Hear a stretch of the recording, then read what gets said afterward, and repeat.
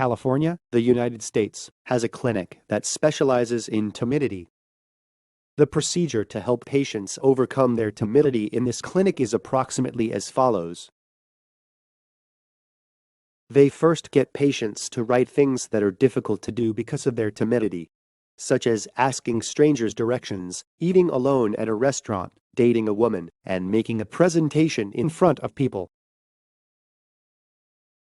In addition, the classification of tasks that are difficult for patients to accomplish and relatively easy to accomplish is encouraged to rank. The patient is then asked to think ahead of time about what kind of mindset they should have in the situation, and the easy task is exposed to the actual situation. Afterwards, it gradually moves on to the task with high difficulty. This can also be applied to the problems you are experiencing. The problem you are experiencing now is not because of lack of ability, but because you haven't practiced enough and experienced it. That doesn't solve the problem by trying hard. You need to plan ahead and move on step by step. Once you solve one problem, you can solve another one.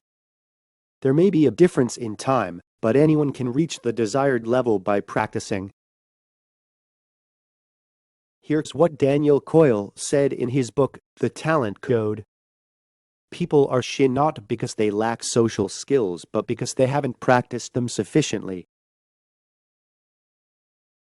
Talking on the phone or asking someone on a date is a learnable skill, exactly like a tennis forehand. The key is that people who have to linger in that uncomfortable area learn to tolerate the anxiety.